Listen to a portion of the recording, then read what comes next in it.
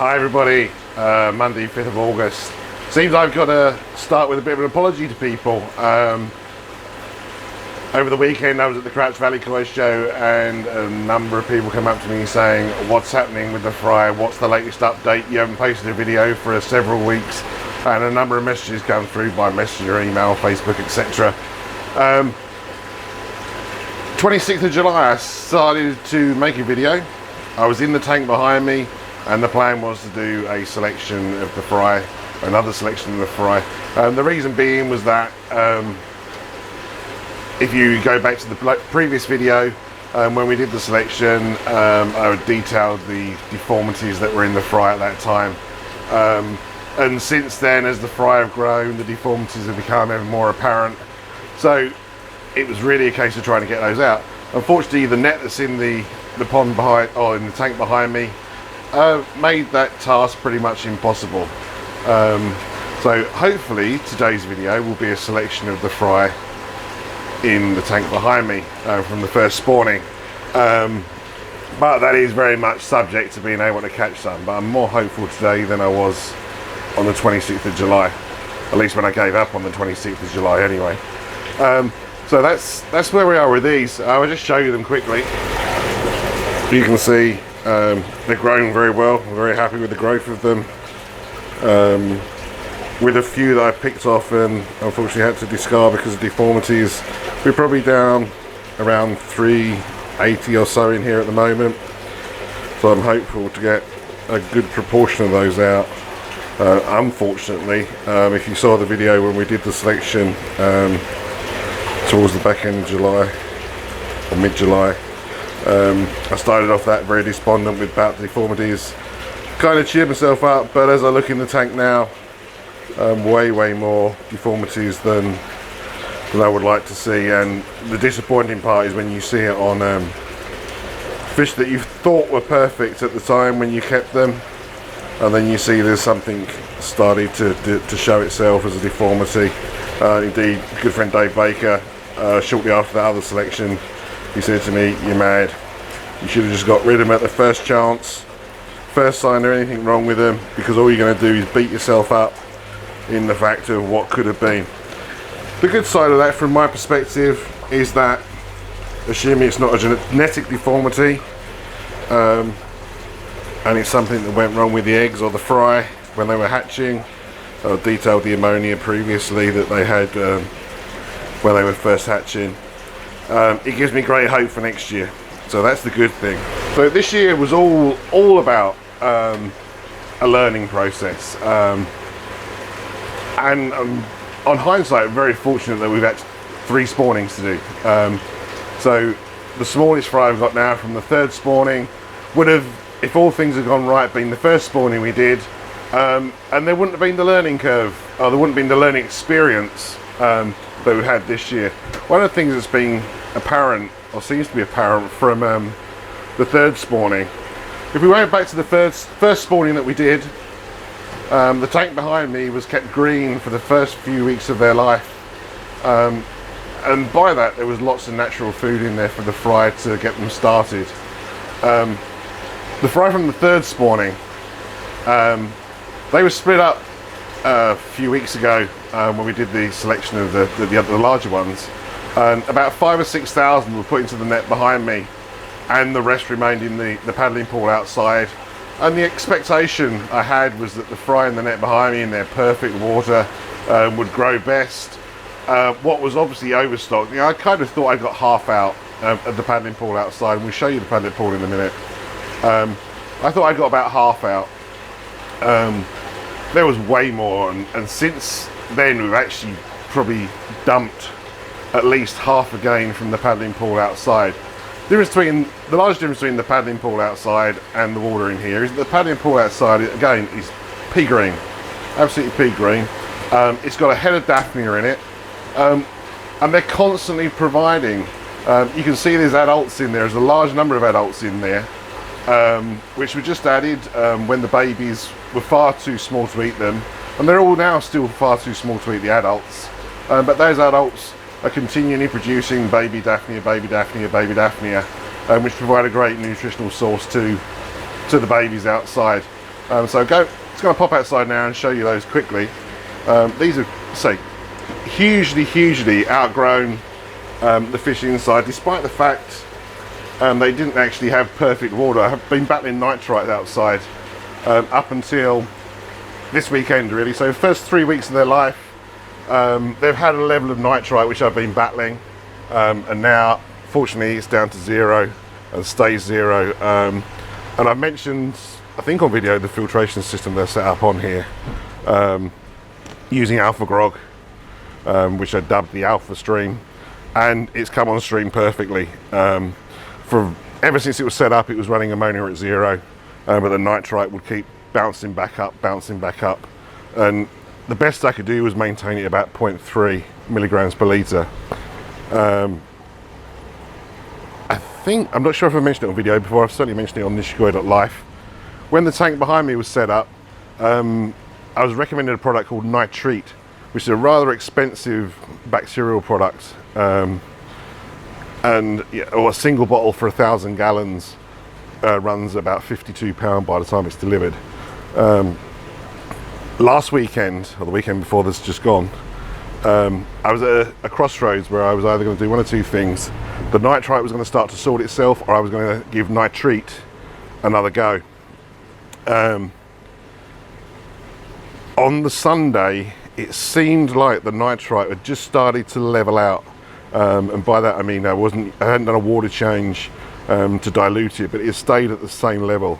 But I made that choice to order some nitrite, put the nitrite in starting on Tuesday when it arrived.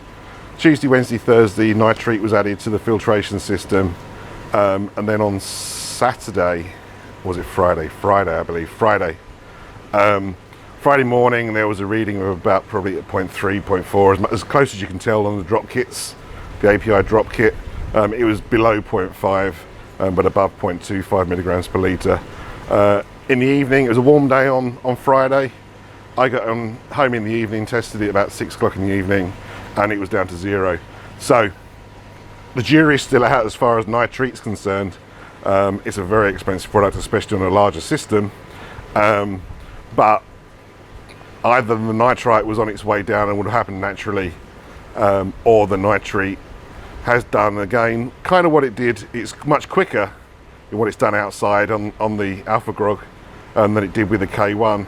But both systems, after using nitrite, fairly quickly, certainly this system outside, very quickly, went down to 0 nitrite. So if you're struggling with nitrite problems, maybe give it a go. It's your call. I'm not recommending it. I'm suggesting it may be something that will help you. Anyway, more about this outside. So the system, this is the basic system that's out. I can't remember if I've shown it on video or not. The vortex really isn't doing much at the moment because there's a 1mm grill on the inside of the paddling pool, which obviously will stop any bigger waste. Not as much big waste goes through from baby fish. And then there's just the trays of alpha grog. Heavy aeration.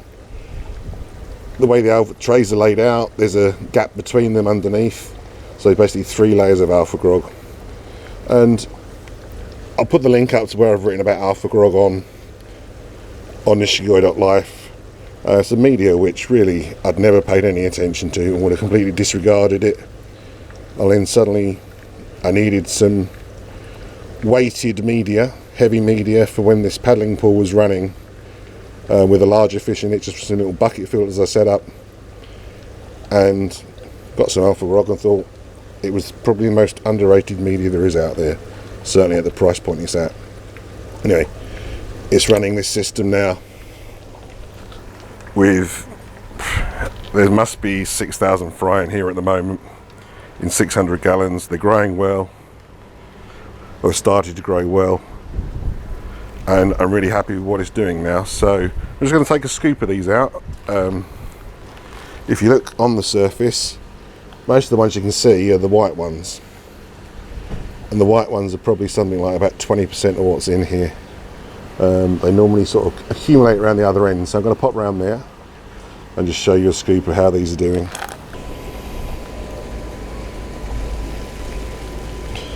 So it's not always easy to see on the video.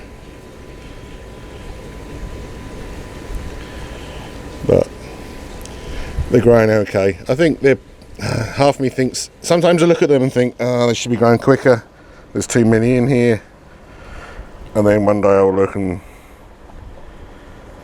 be really happy with how they're growing.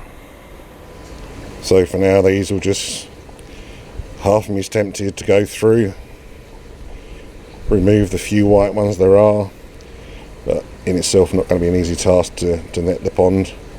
That's a bridge I've got to cross once we get down to doing proper selection of how I'm going to net these out. But these are 23, 24 days since they hatched, and I'm very happy with the numbers, and I'm happy with how a good number of them are growing. So maybe I think they're a week behind where I'd like them in terms of size, but they had a heavy stocking when they first started, and hopefully they'll catch up and it won't have done them any particular harm. And likewise, hopefully the nitrite that they've suffered for that first 3 weeks or so hasn't done them any harm either. So, right, I'm going to put the camera down, try and catch some of the other bigger fry from the pond, or from the tank, and then we'll see what we've got in there. Well, I think it was a bit, I don't know, disappointing really. I obviously wasn't that, at the beginning, over optimistic, but we managed to get, or only managed to get, 204 fish out. There's probably about 370 or so in there. We need to work on a new plan for netting the pond. Need to get some kind of seine net to go around the tank. So that will be something we need to look into for the next time we do a selection. So because 170 or so haven't even been looked at today. I've kept 137 of those 207, 71. Unfortunately, haven't made the grade, literally pretty much just for deformities. Again, which is obviously disappointing, but something we knew, something I knew. What's the most disappointing thing is when you see really beautiful ones that you would die for, apart from the fact they have the deformities that we're seeing, which basically is in the gill covers, head shape, and then when there's deformities that we're seeing on the towels as well. And some of them it's incredibly subtle at the moment, but it's only ever going to get worse. Anyway, on a brighter note, there's still 170 so in the tank, and hopefully there's some really good ones in there. We have got a few in the net here behind me, which I'm going to show you, which are ones that I've just sort of quickly picked out. Some of these were on the video previously, I think, but they're ones that I hope maybe have got some future ahead of them.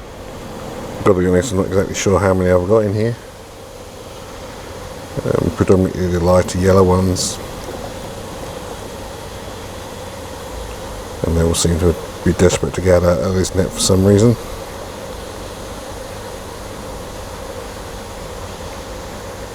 But there's a couple here that I think are particularly nice. One, unfortunately, I can see has got the end of its fin turning over, but I'll give it the benefit of the doubt for the moment.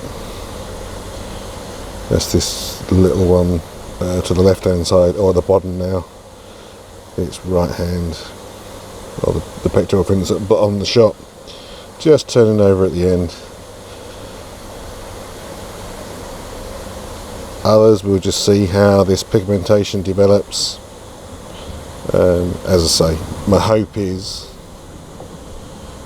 that the deformities we see are not genetic, so still a great deal of value to be learned from seeing how these colorations, or these colours, pigmentations develop as these fish grow, because hopefully this time next year there'll be many thousands of babies from that female, and that I'll be growing on. So that's where we're at the moment. I think I'll give it another probably 2 weeks before going back into the tank and scooping them out, and hopefully then we can get everything out and get a real proper assessment of where we're at.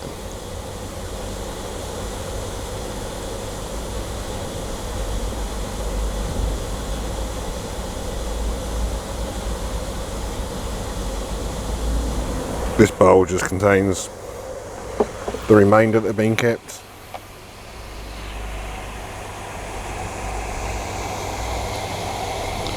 The darker one's got much more subtle pattern, so let's say interesting to see how they develop. But for now, I'll get this 130 odd I think they've got here, and get those back into the tank. Get a photograph of a few of them just for the records. With regards to the fry that were in the net, it seemed that there's a point with these nets, the nets in the tanks, where it just gets a bit too clogged, and I think we reached that point at the weekend, unfortunately. And there seemed to be a lot of newly dead babies inside the net, but nowhere near like the number that went in to start with. So they haven't thrived in there again, much like when we put the ones in the round net that I made up. Anyway, the few that were in there, a few hundred, probably more than that really, have gone into the paddling pool behind me, and there'll again be a couple of weeks before I start going through them. Hopefully get some growth on them over the course of the next couple of weeks, at a point where we can do a selection. But I'm pleased to have the net out of the tank, because it just kind of gets in the way, and try and do two things in the same tank like that, with the net and then fish outside the net as well. Anyway, so that's it for now. Time to reflect, I think, on where I'm at, and perhaps when I look back at the video and look at the babies on the photograph later, I'll feel a little bit happier than I perhaps look and do at the moment. Anyway, but I hope you enjoyed what we've done today.